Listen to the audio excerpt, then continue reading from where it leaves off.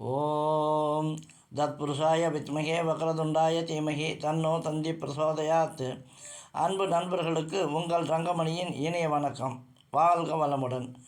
இன்று நாம் பார்க்க இருக்கும் தலைப்பு குரு பெயர்ச்சியும் திருமணமும் என்பதாகும். எனது வீடியோ உங்களுக்கு பிடிச்சிருந்தால் லைக் பண்ணுங்கள், ஷேர் பண்ணுங்கள், கமெண்ட் பண்ணுங்கள். மறக்காமல் எனது சேனலை சப்ஸ்கிரைப் செய்து அருகிலுள்ள பெல் பட்டனை கிளிக் செய்து ஆல் என்பதையும் கிளிக் செய்யுங்கள்.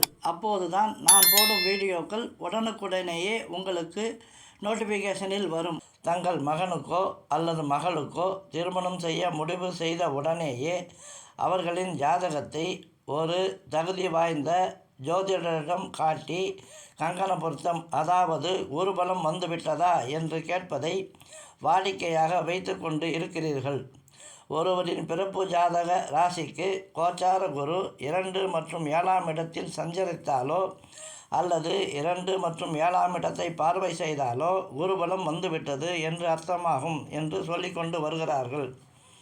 இந்த 2024ஆம் ஆண்டு மே மாதம் 1 தேதி அன்று குரு பகவான் மேசராசியில் இருந்து ரிஷபராசிக்கு பெயர்ச்சியாக இருக்கிறார்.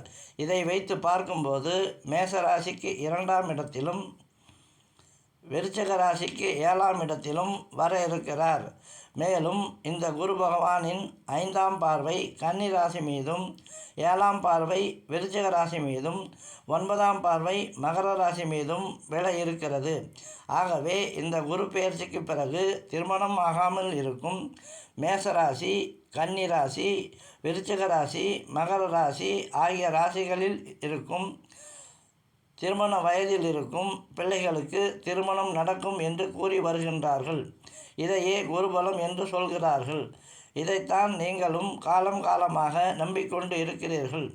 இது மட்டும் உண்மையாக இருக்கும் பட்சத்தில் ஊரில் உள்ள அனைவருக்கும் திருமணம் நடந்து இருக்க வேண்டும் அல்லவா? ஊரில் உள்ள 60 வயதை கடந்தும் திருமணமாகாமல் நிறைய பேர் இருக்கிறார்கள் அல்லவா? இது எப்படி சாத்தியமாயிற்று?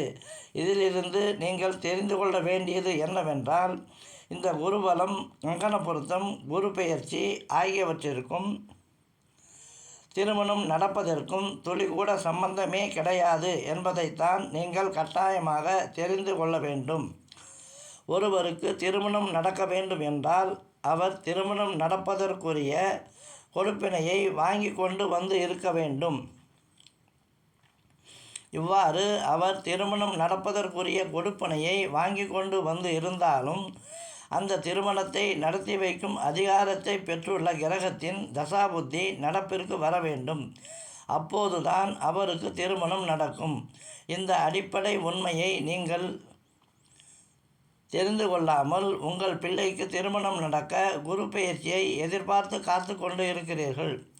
திருமணம் நடக்க தாமதமாவதற்கு ஜாதகத்தில் உள்ள செவ்வாய் தோஷம், நாகதோஷம், காலசர்ப்ப தோஷம், ராகு கேது தோஷம், களத்திர தோஷம், மாங்கல்ய தோஷம், புணர்ப்பு தோஷம் போன்ற தோஷங்களே காரணம் என்று நீங்கள் எண்ணிக்கொண்டு இருக்கிறீர்கள்.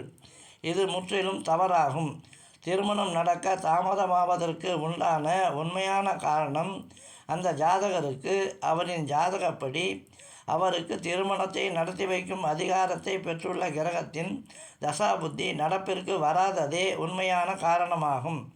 உரிய தசாபுத்தி நடப்பிற்கு வராமல் தோஷ கழித்தல் செய்வதாலோ அல்லது பூஜை புனஸ்காரங்கள் செய்வதாலோ அல்லது கடவுளிடம் வேண்டுதல் வைப்பதாலோ திருமணத்தை நீங்கள் நடத்திவிட முடியாது. இந்த உண்மை இவ்வாறு இருக்க ஊரில் உள்ள பல ஜோதிடர்கள் இந்த பரிகாரம் செய்தால் திருமணம் நடந்துவிடும், அந்த பரிகாரம் செய்தால் திருமணம் நடந்துவிடும், 3 மாதத்தில் திருமணம் நடந்துவிடும், 6 மாதத்தில் திருமணம் நடந்துவிடும் என்று கூறி உங்களை ஏமாற்றி வருகிறார்கள். உங்களில் பல பேர் 10 வருடங்களாக கூட திருமணம் செய்ய மிகவும் போராடி கொண்டு இருக்கிறீர்கள் என்பதை நான் அறிவேன். ஊரில் உள்ள பல ஜோதிடர்கள் திருமண தடை நீங்க பல கோவில்களை வழிமொழிகிறார்கள். அவற்றில் முக்கியமானவை முதலிடத்தில் இருப்பது கும்பகோணம் திருமணஞ்சேரி கிராமத்தில் இருக்கும் கல்யாண சுந்தரேஸ்வரர் ஆலயம். 2ஆம் இடத்தில் இருப்பது திருப்பதிக்கு அருகில் உள்ள சீனிவாச மங்காபுரம் கிராமத்தில் உள்ள ஸ்ரீ கல்யாண வெங்கடேஸ்வர சுவாமி கோவில். இப்படி பல கோவில்கள் திருமண தடைக்கு பயன்படுத்தப்பட்டு வருகின்றன. ஆனால் இந்த வழிபாட்டால் உங்களுக்கு திருமணம் நடப்பது என்பது மிகப்பெரிய கேள்விக்குறியே ஆகும். ஆகவே எனதருமை நண்பர்களே, நீங்கள் உங்கள் வாழ்க்கையில் எது ஒன்று நடக்க வேண்டும் என்றாலும் அதற்கு உண்டான கொடுப்பினையை நீங்கள் வாங்கி கொண்டு வந்து இருக்கிறீர்களா என்பதையும், அந்த கொடுப்பினை உங்களுக்கு இருந்தால் அந்த செயலை செய்து வைக்கும் அதிகாரம் பெற்றுள்ள கிரகத்தின் தசாபுத்தி நடப்பிற்கு வரும் வரை எந்த பரிகாரம் செய்யாமலும் எந்த ஒரு கோவிலுக்கு சென்று கடவுளிடம் வேண்டுதல் வைக்காமலும் பொறுமையாக இருந்தால் அதற்கு உண்டான காலம் நேரம் வரும்போது அந்த செயல் தானாகவே நடக்கும். அதுவரை நீங்கள் அதற்காக எத்தனை விதமான முயற்சிகள் செய்தாலும் அத்தனையும் வீணே. நன்றி, வணக்கம். மீண்டும் சந்திக்கலாம்.